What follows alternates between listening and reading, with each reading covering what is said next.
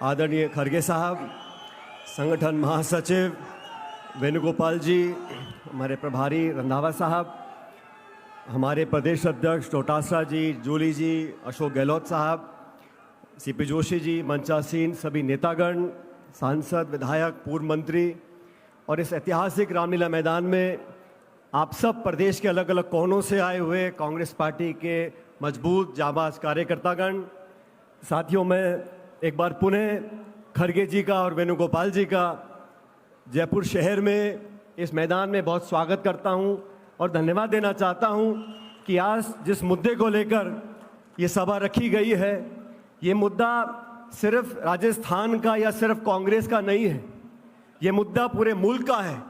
और मुझे खुशी है कि कांग्रेस पार्टी ने अपनी ऐतिहासिक जिम्मेदारी को समझा और हम सब लोगों ने समूचे देश में, जैसा वेणुगोपाल जी आपको बताएंगे, पूरे देश में विपक्ष की आवाज को मजबूत करने के लिए, नागरिकों के संवैधानिक अधिकारों को पुख्ता करने के लिए, केंद्र की बैठी हुई सरकार को जगाने के लिए जो जागरूकता करनी है, उसकी जिम्मेदारी का सबसे बड़ा अगर बोझ किसी के ऊपर है तो हमारे आपके ऊपर है, कांग्रेस पार्टी के ऊपर है। इसलिए आज आप लोग इतनी भीषण गर्मी में यहां पर उपस्थित हुए हैं, इस बात को दिखलाता है कि केंद्र की सरकार को हम चैन से बैठने नहीं देंगे। संविधान पर जो प्रहार हो रहे हैं उसको समझना चाहिए। संविधान की रक्षा की बात राहुल गांधी जी क्यों करते हैं?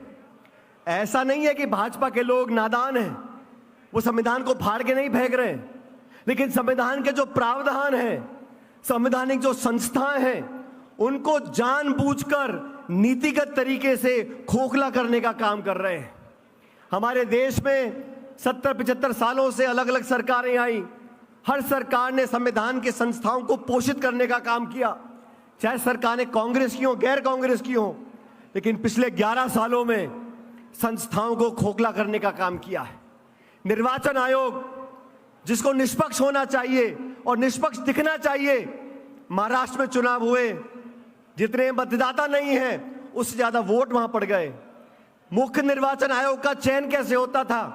3 लोग चयन करते थे, प्रधानमंत्री, नेता प्रतिपक्ष और चीफ जस्टिस ऑफ इंडिया। संशोधन लेकर आ गए, चीफ जस्टिस को हटा दिया, अब प्रधानमंत्री, मंत्री और नेता प्रतिपक्ष, 3 लोग में से 2 का बहुमत होगा, जिस मर्जी को आप निर्वाचन आयोग का अधिकारी बना सकते हो, अध्यक्ष बना सकते हो। तो संस्थाओं को जानबूझकर कमजोर करने का काम किया जा रहा है। इसलिए हमें आह्वान करना पड़ेगा, राजनीति से ऊपर उठकर तमाम विपक्ष के दल एकजुट हो चुके हैं और हम कांग्रेस के लोगों की ये जिम्मेदारी बनती है कि सबसे अग्रिम पगड़ी पे खड़े होकर हमें अपने संविधान की रक्षा करनी है। मैं धन्यवाद देना चाहता हूं खड़गे जी आपका और राहुल गांधी जी का कि 2025 का जो साल है, ये पूरा साल संगठन को समर्पित किया है।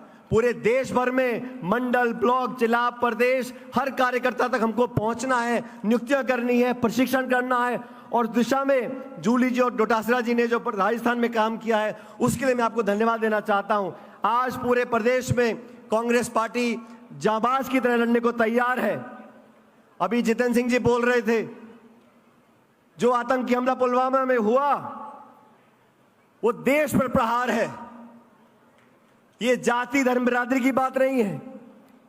और आप सबको याद होगा, मुंबई में अटैक हुआ था तो तत्कालीन गुजरात के मुख्यमंत्री मुंबई पहुंच गए थे प्रेस कॉन्फ्रेंस करने के लिए, और उसकी दूसरी तरफ जब संसद पर आक्रमण हुआ था, वाजपेयी जी प्रधानमंत्री थे, सोनिया गांधी जी नेता प्रतिपक्ष थी, उन्होंने सदन में खड़े होकर कहा था कि वाजपेयी जी हम विपक्ष के लोग हैं, लेकिन पाकिस्तान के सामने हम लोग एक होने चाहिए, पूरा विपक्ष आपके साथ है। वाजपेयी जी को उन्होंने ताकत देने का काम किया और वही काम खड़गे जी, राहुल जी ने किया कि आप पहलगाम में आकर हमारे निर्दोष लोगों को जान से मारना चाहते हो, आपको मुंह तोड़ जवाब देना पड़ेगा।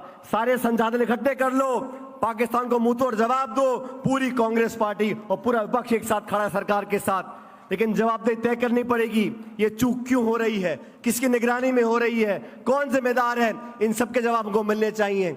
इस नाजुक मौके पर पूरा देश आज एकजुटता से खड़ा है, लेकिन जो आतंकवादी चाहते हैं, जो पाकिस्तान चाहता है कि धर्म मजहब के नाम पर इस देश को बांटा जाए, उससे हमें सावधान रहना पड़ेगा। और ये जिम्मेदारी भाजपा नहीं निभाएगी, ये जिम्मेदारी कांग्रेस को निभानी पड़ेगी, आप लोगों को निभानी पड़ेगी। अभी जयपुर शहर के एक भाजपा के विधायक ने क्या तांडव रचा जयपुर शहर के अंदर। पब्लिकली उनको माफी मांगनी चाहिए भाजपा के नेताओं को, मुख्यमंत्री का बोलना चाहिए कि मैं इस बात से सहमत नहीं हूं। अलग अलग नेता अलग अलग बातें बोलते हैं। आज इस मंच पर खरगीज वेणुगोपाल जी आए, आपको संदेश देंगे। मैं तो उतना ही कहना चाहता हूं कि कांग्रेस का कार्यकर्ता एकजुटता से अगर संघर्ष करेगा तो 3.5 साल के बाद यहां पर कांग्रेस की सरकार बनेगी और 36 कौमों को लेकर आगे बढ़ने का काम हम लोग करेंगे। आप सब